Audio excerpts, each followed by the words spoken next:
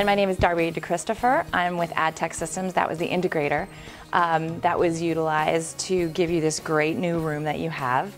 And I'm here just to quickly train you on how to use the equipment within this room. Now, everything that I'm going to show you up on this screen is controlled via the touch screen, which is right here. So it's up to the right of the front screen, this touch panel right here. So everything that you see on this screen, you can do from that touch panel. So this is the main page. I'm just going to kind of talk you through it a little bit. On the top is the volume control. So this volume control controls speech. And to raise the volume, you just click the speaker on this side. To lower it, you click it over here. And then to mute volume for the microphone, you mute it by pressing that microphone and unmute it by pressing the microphone again. Now, there is not a microphone that's built into this room. If there is going to be a presentation or a class or something that requires audio reinforcement, IT will bring in a wireless receiver and place it in the rack. Now, behind this wall there is a closet and there is a rack of gear that's in that room. Now, there's no need to, on a daily basis, touch that rack. The only time that you'll ever really need to utilize that rack is when you're bringing in a wireless microphone. Now, the other thing that is also located in that rack as well is listening assist. So again, if someone needs listening assist and you do have a microphone set in here, this can be brought in. It's connected via IR, and you just need to turn this on and you can hear the program and the microphone amplified within this space. So that's where they're kept, is back there. Now, if there is no microphone actually hooked up, then that listening assist is only going to amplify the program volume. And what program volume is everything else in the room. So to the left, this controls speech, which is that one microphone, and program volume controls everything else in the room, all other volume. And again, it's the same thing. Turn it down, turn it up, mute, and unmute. Now, on the left-hand side are the sources. Now, these are all the different things that you can choose to display throughout the room. Now, in the room, we have a front projector, we have a rear projector, and we have 4 monitors throughout the room. So you can choose from your sources the podium, and the podium is what is hooked up here at the front of the room. Now, by default, this computer is what automatically gets displayed up there because it's connected via HDMI. If you have 2 things connected, a laptop via VGA and this built in via HDMI, the HDMI overrides the VGA. So if this is on, this is going to be by default what gets displayed from the podium.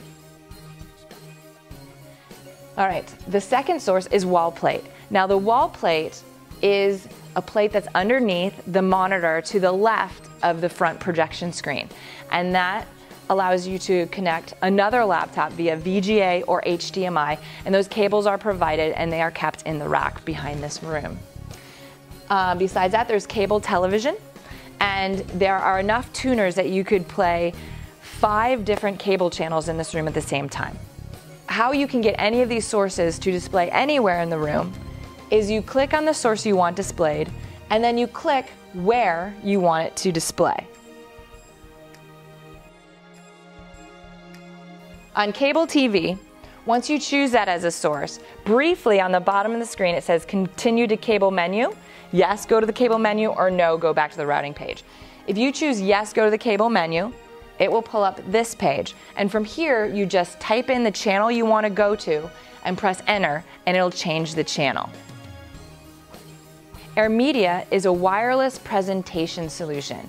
And what that means is that using a laptop, an iPad, or a mobile device, Android or iOS, you can display content onto any of the screens within this room. This is the splash screen that shows up when you choose AirMedia.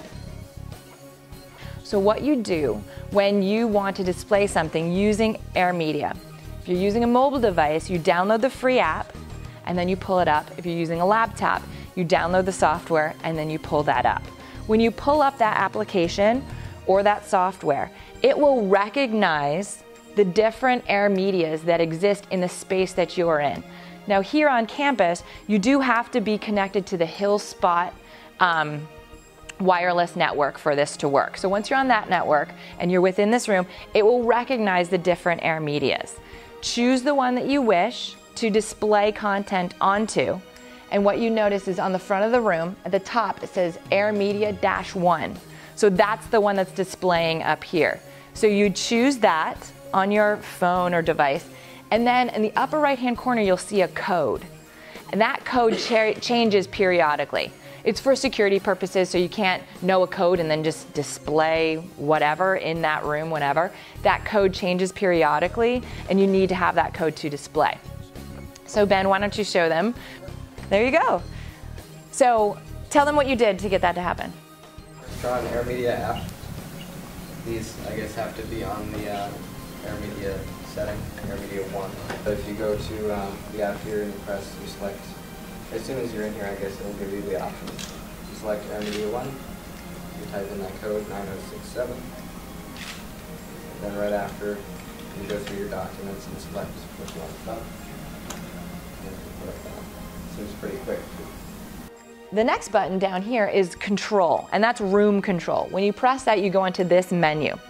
On this menu, you can turn projectors on and off, the displays on and off, and you can also mute the projectors. And what I mean by that is, if you're having a presentation and you have your PowerPoint up, but you don't want the audience to see it yet, you press mute and it'll just black out the picture. So what you have, the content is still available, it just, the audience can't see it yet. And also on this page are lamp 1 and lamp 2.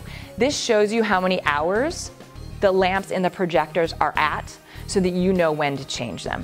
One other thing I want to show you on the page, at the very bottom, there is 2 buttons for projection screen 1 and 2 buttons for projection screen 2. This will raise and lower the projector, the screens within the room. Now, when you first enter the room, if you choose from the source menu, if you choose any source and you send them to the projectors, it'll turn the projectors on and it'll lower the screens. But if you wanted to manually raise or lower them, you could do it here. There's also manual controls. Now for this screen, the manual controls are over here to the right of the door is the manual control for the front. And in the back of the room, the manual control is to the left of that screen on the wall. So that's how you can manually raise and lower the screens. Now, one last thing I want to show you. When you're done, because you do want to save the life of the bulbs and you also want to save the life of the monitors, we do recommend that you shut down the system when you're done using it. And how you do that is you press this red shut down button on the left-hand side, lower left-hand side of the screen. Now, after you press that, it'll bring up this screen. It's basically just, are you sure you want to do this? And the reason why it does that is if you shut the projectors off and then realize there's something else you want to show and you have to turn them back on, they go through a cool down period and then they have to warm back up. So it's going to take a couple minutes. So that's why there's this screen. Are you sure you want to shut it down? Because it's going to take a couple minutes before you're going to be able to show something again. You press yes, shut down the system, and it turns it off, or no, return to the main menu, and it'll go back to the main menu. As far as housekeeping goes, you can, manually using a remote, you can control the televisions and you can change the channel. That is not ideally how the room is to be used. We are supposed to use the touch panel when changing channels in the room. Now, as library staff, if you do come in here and you notice that some monitors are on and some are off, or when the system comes on, some monitors aren't responding. How you can change that is if you go to the main menu page, get back to that. Okay, if you go to this main menu page, there are 2 buttons, clear route and clear all routes. If you choose clear all routes, it basically brings you back to the beginning again. It'll clear every source that's been sent to a different destination. Once you do that and it's cleared, then you choose whatever source you want to send to that particular monitor, and it should override it and it should bring it back to its happy place, back to where it's supposed to be, so that's back in the system. So if you ever notice that something is off or you're not able to send something to a certain thing, come back to the main page, clear all routes, and then send the source back to it, and it should be back in the system. So this podium is stationary. It's not meant to move throughout the room. So please do not unplug this and move it throughout the room. It's connected via the wall into the Crestron system. So this is meant to be here all the time. Thank you very much. If you have any further questions, please visit www.adtechsystems.com. Thank you.